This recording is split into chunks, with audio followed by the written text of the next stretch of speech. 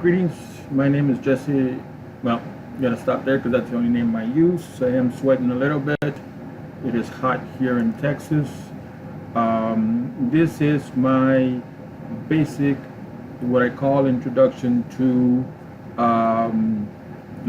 psychology. I don't think there needs to be 6 weeks of it. Basically, I can cut it down to this session, right? Okay. I was going to start with some basic, just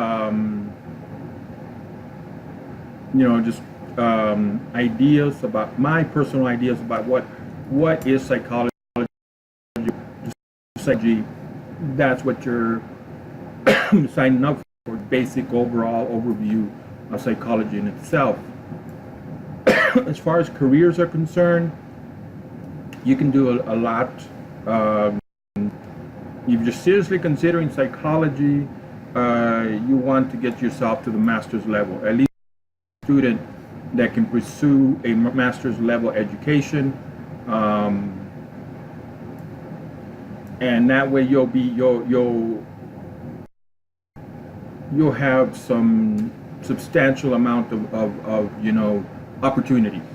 One of the things when you get to a bachelor's level, in the modern world, there are so many people with college degrees that in order to get yourself to a good paying job that you're going to be happy with, get to that master, it's not hard. Don't let anybody convince you that it's hard. I did a basic overview of the university that I went to, courses required for master's level, and the majority of those courses I took when I was in a bachelor's program. Okay, so but in careers you can be the whole doctor of psychology. If you're going to be a doctor of psychology, I would suggest that today you start a notebook, spiral notebook or a 3-ring notebook, and as you're listening to things, you start to write down your impressions, your conclusions, and eventually you're going to get to a full psychological philosophy. Excuse me. And I've already stated my what I consider my comprehensive view of human psychology.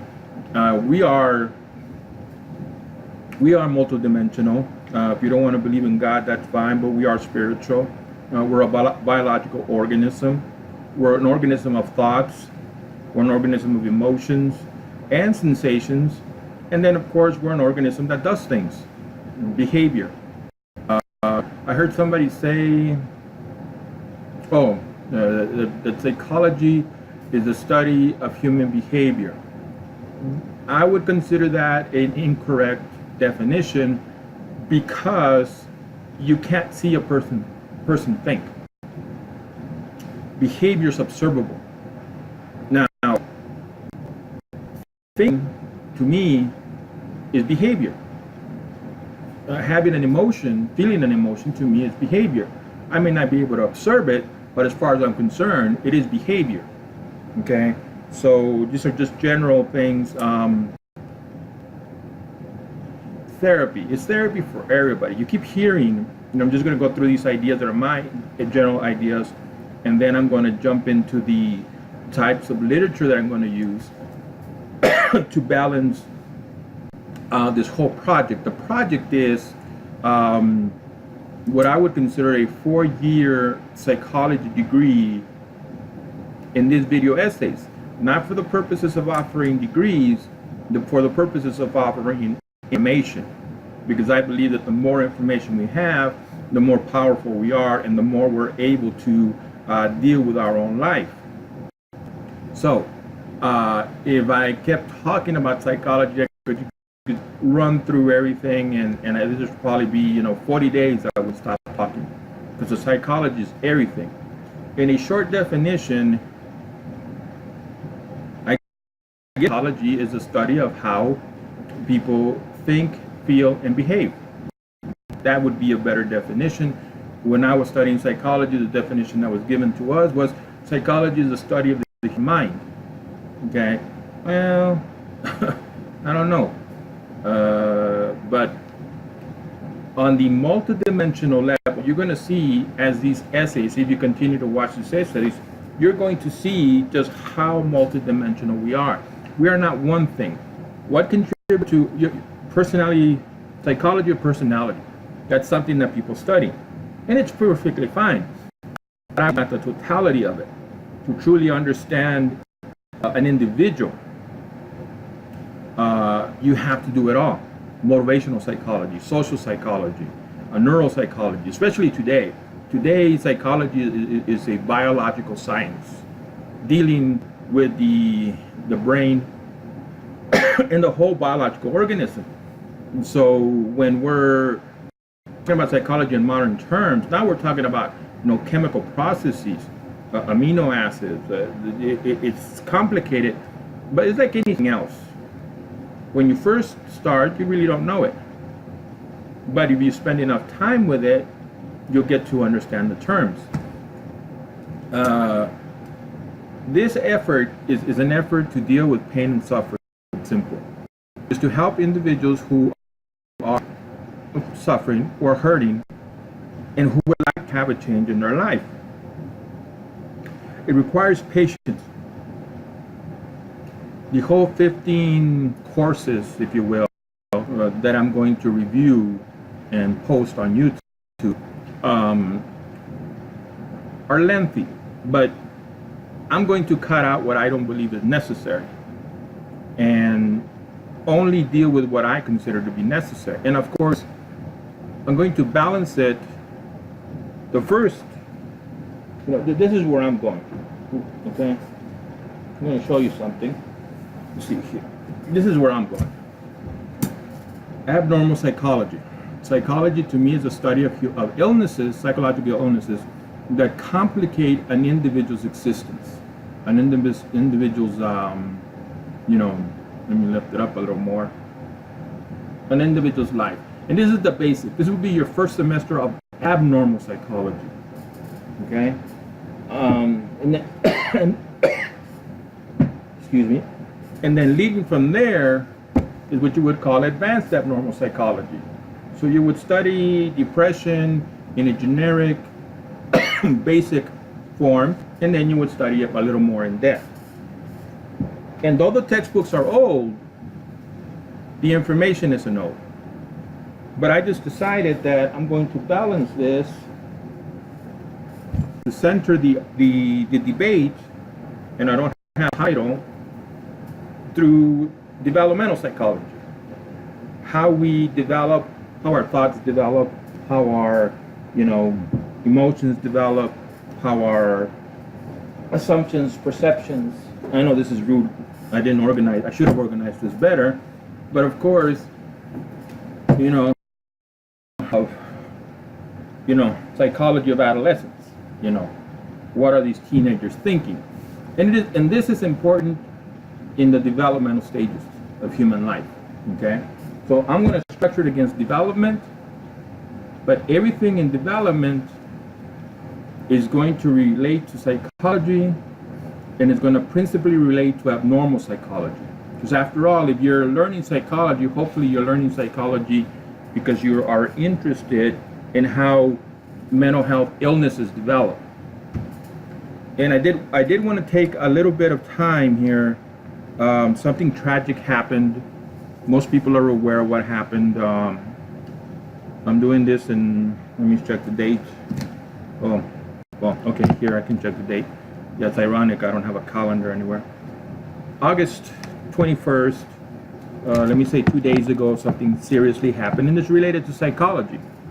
And when you want to understand individuals, like the young person who went to the church and killed those 9 people, there is a scientific explanation for it. First things first, I was put first on my, when I do evaluations, I don't study psychology. I got the degree, but nobody in El Paso wants to hire me. No big deal. I can hire myself. At the beginning, I write articles, so at the beginning, when I do an evaluation that's going to contribute to an article, I always put biology first. and biology as it relates to the human mind. In our brain are neurotransmitters and our brain cells. And these neurotransmitters move between brain cells, and that's ultimately what controls everything in the human body. If you have too much or too little, you're going to experience certain psychological conditions. I'm not going to call them illnesses right away, but you're going to experience some psychological conditions. One of the thoughts that came to my mind, is it possible that the agitated, the stressed brain, first you have the agitation and the stress, and then you have the imbalance in neurotransmitters? I think that's a great possibility. But when you're talking about the human brain, you also are talking about systems in the brain. Systems that contribute to hearing, seeing, smelling, tasting, touching. And if one of those systems is if you have a small piece of the system missing, the whole system is useless. So you can have, it can be possible that because of the physical structure of the brain, the individual's having rage and anger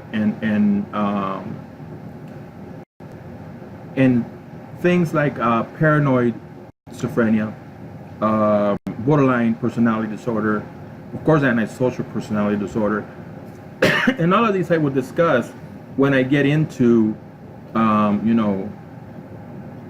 abnormal psychology, because it's illness. That's what we're basically talking about. We're talking about illness. Okay, so in my introduction to psychology course, I would start with abnormal psychology, and I would relate it to developmental psychology, and then developmental psychology to abnormal psychology. But you also have things like perception, and this is the physical body. Okay, this is your eyes, your ears, your nose, your mouth, your hands, what you can touch.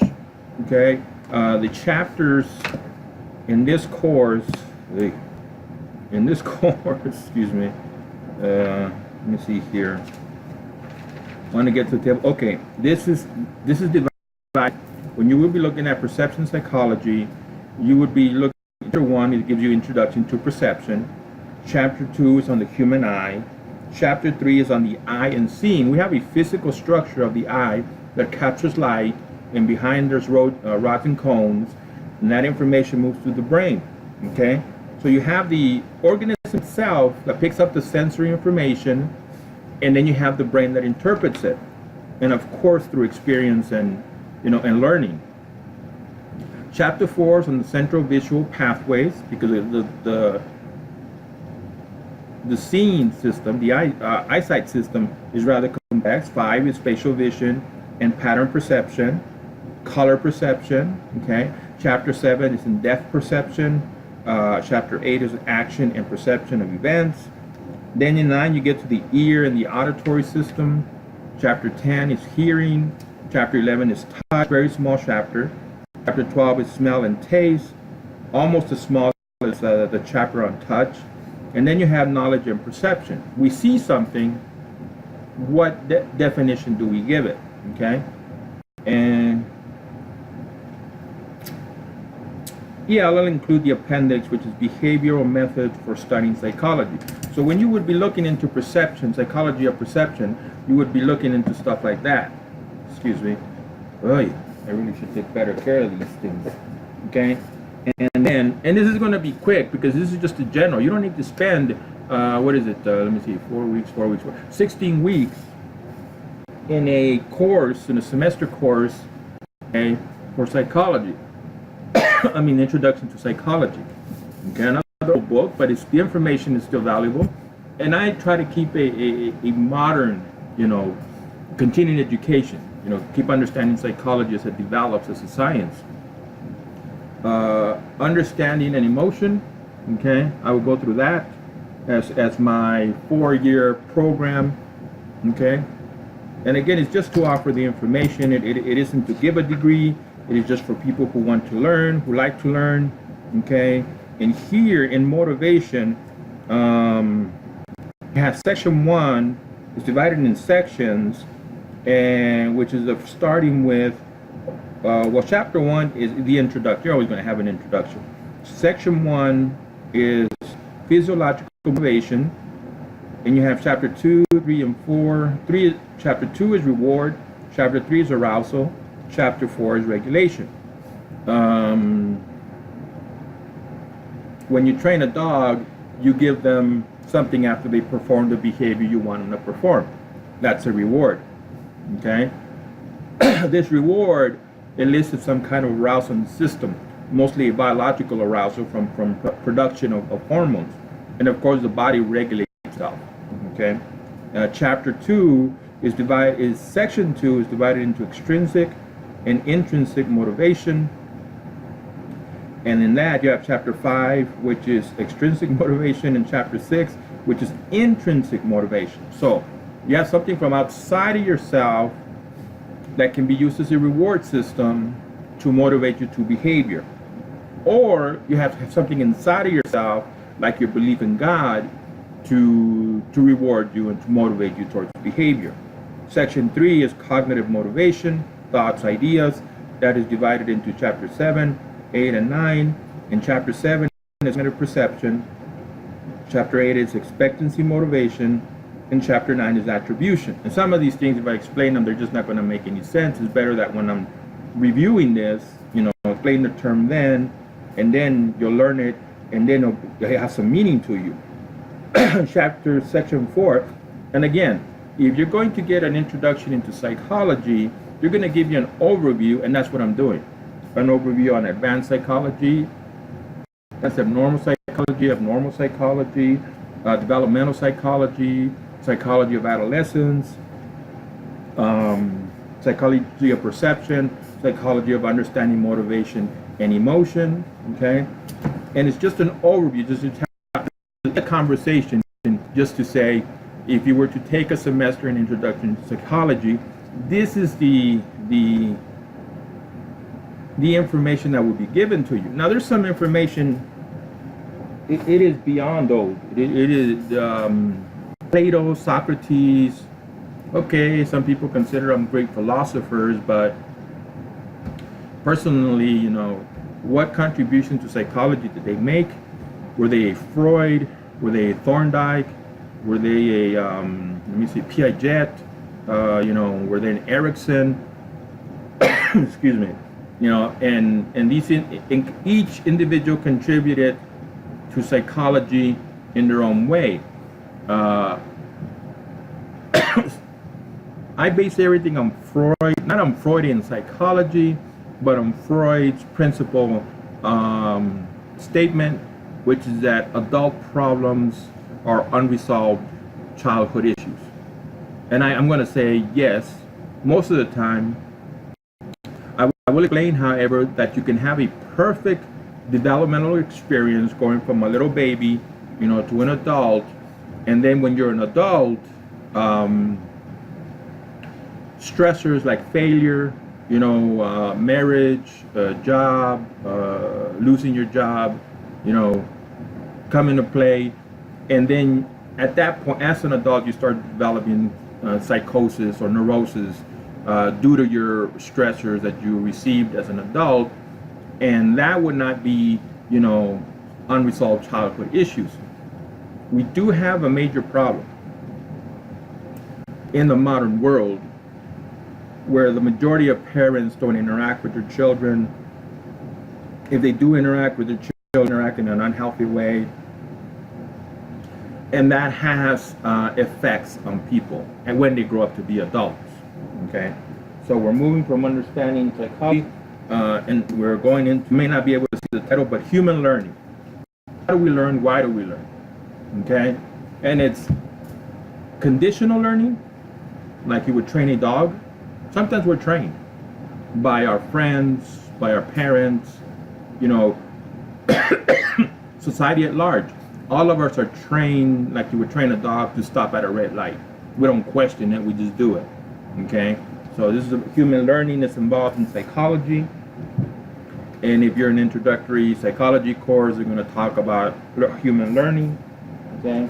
Sometimes I didn't bring but I'll talk about it. Sometimes you're in the little corner of the world where people happen to believe that it's important, okay? Racial and ethics might be a course to take, okay, in psychology, all right? Maybe included in group psychology, okay? There's this thing in psychology where you know, there's this thing in psychology where professionals do not want to be seen as using scientific parameters that were written for Caucasians on African American people, on China, on people from a Hispanic perspective. We're all human beings.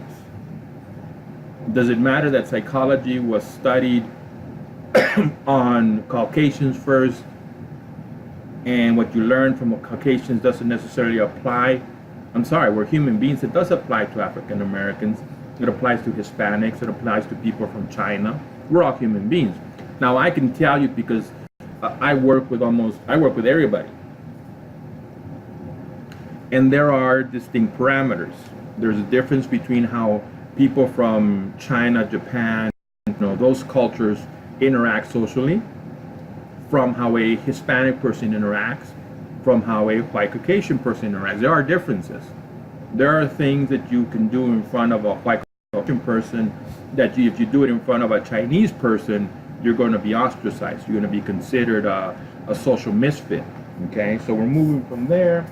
Now, when I was organizing this and thinking about this very specific course, research, design, and methods, in psychology, there's something that is known as APA, and that's basically what governs American Psychological Association. Is basically what covers scientific research papers. And I told myself, well, really it isn't necessary for people to understand where you put a title, for people to understand what an abstract is, for people to understand statistics. And let me go ahead and say that right now. I am not going to include a course on statistics for psychology. Don't like math. I hate math. I had to suffer through math. If you wanted to do that, you could buy a book or you can take a semester at college. However, I did come to the conclusion that it is important to understand how a scientific paper is developed in order for us to be able to read a scientific paper. I hear a lot on the radio that such study and such study says this and that and and the other, and most people wouldn't know how to read it. And when you take the course in research design and methods, it's got different names, and it's basically the course where you learn how to be a researcher. You learn about inventories, questionnaires. You learn about the problems between the person asking the question and the person answering the question. You learn statistics, and not interested in statistics. Excuse me, a little punch drunk from working so much during the week. Let me get to the catalog. Okay, so chapter 1 would be general principles on research design. How do you get your information? Do you read scientific magazines, books, by professionals in psychology or psychiatry? Section 2, developing ideas for research. If you write, you realize it just, I don't write because there's nothing left to write on. You're lost for ideas, okay? Choosing a research design, you have different types of research. You can talk to people, you can have people fill out questionnaires, you can read books and magazines, you can do observational, data where you go to a public park and you observe how people interact with each other, making systematic observations, choosing and using your subjects. If you're going to study depression or anxiety, you want to have a balance. In research, there's this thing about, are you out there in the general public? You're getting people to contribute to your study from the general public, or are you getting them from a very specific public, like people who like teenagers with depression, or more general would be teenage girls, Caucasian teenage girls with depression. That would be a very general, very specific group. Excuse me. Okay. I already talked about surveys or questionnaires. Okay. Talked about just general into this, and on this research method, there's going to be chapters I'm just not going to even worry about. And I guess I'll mention them to you if you want to do a little research on Google, and see what's there. So moving from that, again, I talked about learning and memory. Okay, that's important. We're going to go through that, and we'll go through the other book because both of these textbooks, to me, the information is important. Okay, group psychology. Let me go ahead and state right here and right now, I am not an individual that cares that much about group psychology. The dynamic at the work, dynamic at work between employees, co-workers, college students in the classroom, society, but as a resource, you can gain a lot from, instead of working with an individual, you work with a group. And when you work with a group, of course, each individual has their own individual reason for being there, but what they're going to talk to you about in group psychology or group counseling is that each person is going to contribute to the dynamic of that group. You'll have some controllers, you'll have some people who are controlled, and you'll have some aggressive people, you'll have some bullies, you have some people who don't know how to interact in social situations, and they try to take control. You're there to deal with the people's depression, you're there to deal with people's anxiety. Hopefully you construct a group where more or less everybody's on the same, experience. You want to deal with depression, you want to deal with a group that deals with depression, you want to deal with a group that deals with anxiety, you want to deal with a group that deals with spending, with smoking, with raising teenagers. That way everybody's there for almost the same reason. But in group psychology, you start to understand that every individual contributes to the group, and then a dynamic grows. And sometimes that dynamic is unhealthy, it's unproductive, and that's what they try to tell you as far as structure. The social dynamic that's going to develop, and then you as a professional, because you're part of the group, what management skills do you need so the group is a functioning group?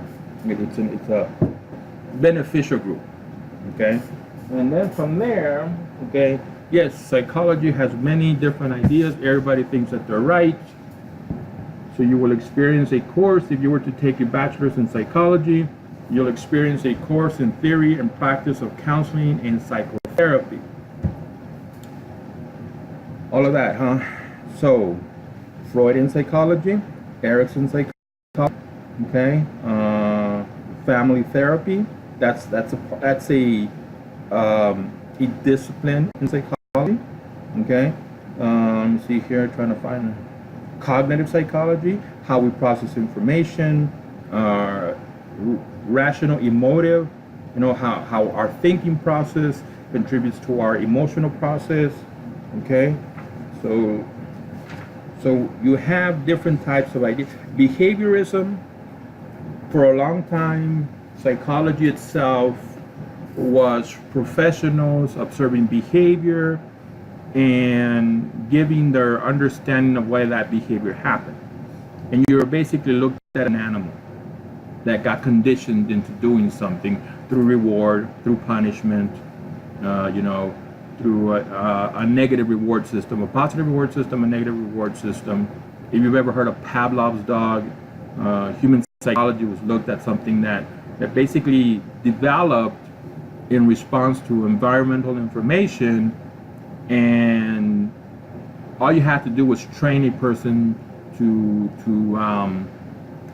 better behaviors. Behaviorism is important. The development of behaviors, how our friends contribute, and really do condition us, train us to be a certain type of person. Society trains us to be a certain type of person. You know, we come into a group and they don't rebel against what we're saying or what we're doing. You know, we keep doing what they don't, what doesn't bring, distress to the group.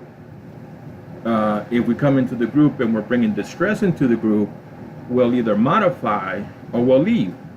So we're being in a way conditioned by how other people react to us, how your manager reacts to you. Okay? And again, is it? Yes, it is. I get not much into it. When I took the course, the professor who was given the course was everything is personality psychology. And most people think, that you are nothing more than a personality. And of course, you've heard introvert and you've heard extrovert. Are you a person who likes to spend a lot of time by him or herself, or are you a person who needs other people? Okay? Developmental psychology will help a lot in understanding why it is that we develop a certain personality. Why some of us are scared, timid, shy, and why some of us are more outgoing. So I have run out of books. There you are. Introduction to Psychology, and you didn't have to wait 16 weeks to pay all that money, and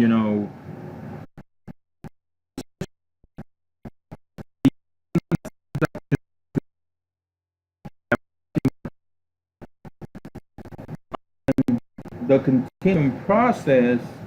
The next course is going to be developmental psychology, and when I'm talking about developmental psychology, I'm going to bring in the abnormal psychology textbook and the advanced abnormal psychology textbook as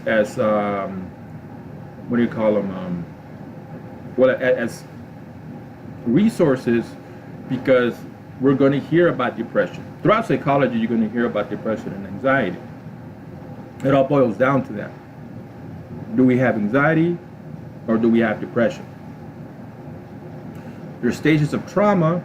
Okay, I need to get a book in neuropsychology. It'll cost some money, but I'll invest in it, because understanding the brain cell, how the brain cell functions, understanding neurotransmitters, understanding the systems that that brain cells group into, like the system for eyesight and the system for ears, are important. Memory, the systems for memory, what happens to an individual in an auto accident, amnesia, how does amnesia affect an individual's life? Now, for me, psychology is about pain and suffering. It can be about learning why, somebody chooses to play the trombone and somebody chooses to play the piano. Somebody goes to that university, somebody studies nursing. It could be about learning just a basic general understanding of human behavior, human thought processes, the human mind. However, to me, it's medicine, it's treatment. We're learning psychology. At least this is what if I ran a university, I would state that psychology needs to be learned in order to understand how illness develops. And by understanding how illness develops, we can understand how to help the person. Is it a thinking problem? Is it an emotional problem? Is it a problem with sensory, biological, hormones? Where is the challenge? And now and then I'll jump back to my old self and use the word problem. But in reality, the word that should be used is challenge. Psychology can be used in rehabilitation centers to deal with gang members, rehabilitation centers to deal with rapists, prison systems. You can be a clinician, or you can be someone that works for somebody else. You can be a licensed professional counselor. You can be a psychologist. This is not about psychiatry. Psychiatry is a what do we want to call it? It's a physical science. It's a medical degree. Psychology, people say that it's about free, but really it isn't. about theory, it's about philosophy, but it's also about learned philosophy. Sam, somebody once said, "Wasn't that nice, judgmental? That's nice and judgmental of you." They were talking to me, and so no, when you have evidence to form an opinion, you're not being judgmental. You have facts to consider. You can weigh the evidence and come to a conclusion. So, overall, more than 100 years of science. Overall, the whole experience of the human race, learning about people. There was times we measured people's skulls. There was times that lumps on the head were counted. I mean, there's been some kind of strange stuff. There's times when we tied the crazy uncle or the crazy aunt to the basement. A lot has been done, unproductive, not real science. But today, I mean, I would structure this project as with a foundation of neuropsychology, but that's never been my foundation. I only put that as at the beginning. And then I moved to Freudian psychology, which to me is everything that happened to the child, to the youngster, teenager, and how that contributed to the individual. So I go from biological, then I go to Freudian psychology, and then as I'm looking at, the possibility of abuse, stressors like failures, divorces, death of a family member, of a parent, then I go into illness psychology, because once you develop an illness, that's going to contribute at abnormal psychology. To me, that's illness psychology. So there's the biological organism, the brain. There's the individual who has been abused, who has developed an illness. Okay. There's also the possibility that, like I said, at a different stage of life, because of stressors, that's when the illness develops. But once the illness develops, that's going to complicate the individual's experience. Okay. I look at social psychology as far as how our friends or family members may have contributed to the bad behaviors that we have. And that's what we're talking about. We're definitely talking about learning, behaviorism. So I consider behaviorism. We are an emotional organism. So I move down the line. The sixth element is emotions. Okay. I started because I know that it's true. I'm not hide from it. I know that God exists. So if God exists, the other guy's got to exist. And some of our human psychology is directly related to spirituality. So all of these things, this individual, this is an example, who created this harsh, well, let's call it, it's a crime. It's murder, okay? The first thing that caught my eye was age. Okay, I've already developed a picture, already got my ideas, organized at a very young age. When I was around 20, 25, working security, you meet people, you talk to people, and I would meet people who always put themselves in the center of the universe, always talk themselves up, are the smartest people in the room. They no high school degree, no university degree, but they're the smartest people in the room, and they're always talking bad about everybody else. Everything else is bad. They're great. They're Superman, and when that individual's reality is questioned, this is a rule of psychology you may want to learn. When people's reality is questioned, they become defensive. And they become scared, and then they try to control, and what they use to control is violence and aggression. In an abusive, in a relationship where the husband abuses the wife says, "Enough of this, I'm leaving." The abusive spouse gets scared, becomes defensive, wants to take control, and he wants to take control. Violence and aggression.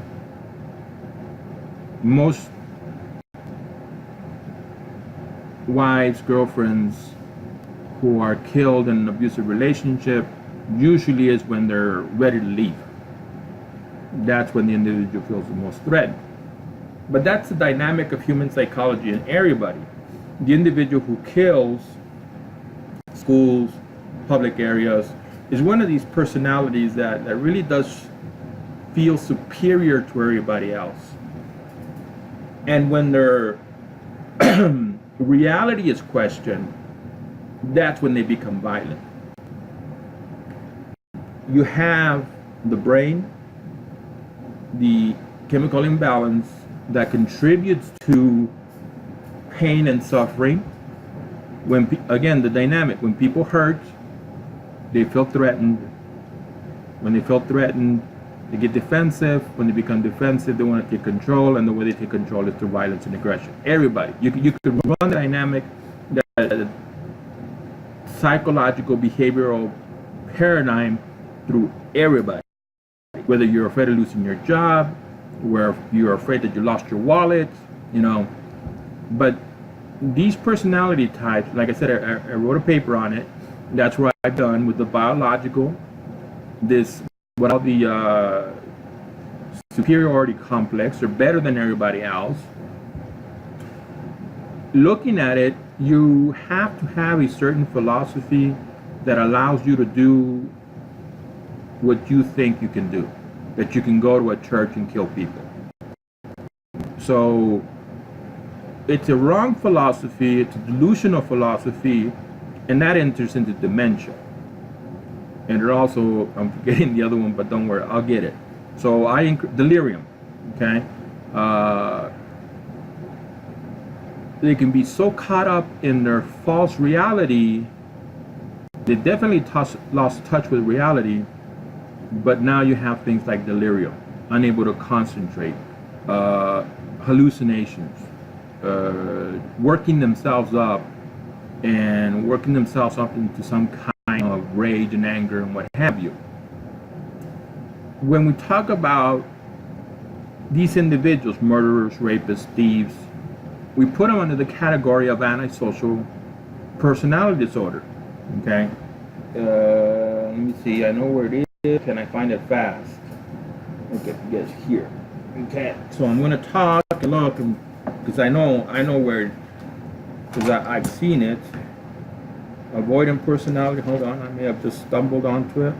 Paranoid personality disorder. Narcissistic. Everybody says that Obama's narcissistic. Antisocial personality disorder. And here's a list, okay, of the attributes of somebody with antisocial personality disorder. A history of illegal or socially disapproved activity beginning before age 15 and continuing into adulthood. And a history of illegal or socially disapproved activity. The age, I'm not going to worry that much about the age. These are some of the things that are seen in people, okay? Let me start at the beginning. With antisocial personality disorder, there's some things that are seen in them. Truancy, delinquency, theft, vandalism, lying, drug abuse, running away from home, chronic misbehavior and or chronic misbehavior in school. As adults, may graduate into prostitution, pimping, drug selling, and other crimes. The second thing that is seen, not in all, that may be seen in antisocial personality disorder, failure to show constancy and responsibility in work, sexual relationships, parenthood, or financial obligations. So, they have illegal and socially disruptive behaviors and are not very responsible. Number 3, irritability and aggressiveness. Self-explanatory. Number 4, reckless and impulsive behavior. Number 5, disregard for the truth. Everybody else is wrong and they are right. Okay, so when I wrote this paper, it started the biology, delirium, dementia, the physical brain, wearing down, because the brain structure is not healthy. You have people who are aggressive, who are violent, who believe that those people over there don't like them. That's called paranoid schizophrenia. That's part of what I call psychology, which is abnormal behavior. Yes, people do not like abnormal behavior. Okay, people don't like the word. Sorry, it's a word in science. It's like that. You're gonna find this interesting as I go through these video essays. The word retarded is used in psychology as a definition, as a category of definition. So if you're sensitive to certain types of words, yeah, sorry, it's science. What do you want? You want to redo the whole science industry related to psychology? Why? It's talking about what it's talking about. I don't get worked up with things about attention deficit hyperactivity disorder, attention deficit disorder, PTSD. They're taking the word D. Let's be real. We're talking about illness. It's not an insult. It's better that we understand the personal mental dynamics so we're able to help the individual than we're sticking our head in the sand and not trying to get a full grasp of the challenge. That's not very productive. Okay, so post-traumatic stress disorder, I have no problem with leaving the D in. I think that that hyper attention deficit, I do believe that it has to do with parental style. Let me see, is there anything else? Just an overview. So I've covered basically the sections, and I'm going to go in the books that I'm going to cover. In the books that I'm going to cover all the chapters. I'm going to cover all the chapters. In some books, I'm going to say this is just a waste of time. I like conversation. There's no reason to get excited or have anxiety, start to fear. It's just information. It's knowledge. I'm not about showboating or special graphics, what have you. It's just a conversation, information delivery. I'm going to use PowerPoint just because it organizes information and it gets individuals, something to look at. And if there's a term that you need to understand, then you'll see it on a PowerPoint or on a tablet, and you'll say, well, when in psychology, this is important to know. Okay, let me see here. I'll just pick this for example. I'm gonna open it anywhere and look for a bold word. What do you know? I open it to the page that has no bold words. Okay. No, because I don't like that. Let me look for a bold word that post-traumatic syndrome. Okay? What happened to the rest of it? But terms I do believe are necessary to understand, so I will highlight those. Processes, I believe them necessary to understand. Obsession would be a term to understand. Compulsion would be a term to understand. And then, of course, obsession and compulsive come together for obsessive compulsive behavior. Okay? Obsession just means you're always thinking about it. Compulsive, you're always doing it. Okay? So obsessive compulsive behavior is behavior you're always thinking about and you're always doing. Okay? You're always checking the front door to make sure you're locked. It's locked. You cannot rest, you cannot sleep because you're always getting up to check the front door and see if it's locked, or you're getting up to see that you turned off the oven, or you're calling a member to see if they're okay. So that's my introduction to psychology. The next, I have to organize it, but the next video in the 4-year program will be, and it's not a 4-year program because it's not going to, I could probably, this whole year, I could probably do all the chapters in the books. It's a project to inform people, to help people have information at their disposal for the purposes of becoming empowered, For me, psychology is about working with illness and helping people resolve illnesses. There are some illnesses that are very serious and need therapy. Okay, and if you honestly cannot deal with it, then you're better off finding some kind of therapy wherever that therapy is. You think you're do not go into the fear paradigm. Don't scare yourself. Be nice to yourself. Take the time necessary to, you know, to calm down, think clearly, and to start managing your emotions and work towards, you know, not thinking that much about the emotion that there is no legitimate reason for, and deal with the emotions that there is a legitimate reason for in a healthy, productive manner. We are in charge. We are in control. That's the message. We can help ourselves through information, through the acquisition of information. Okay, so I'm done this, and I'll start, should be on Monday, tomorrow, on developmental psychology, you know, little babies, the physical growth of little babies.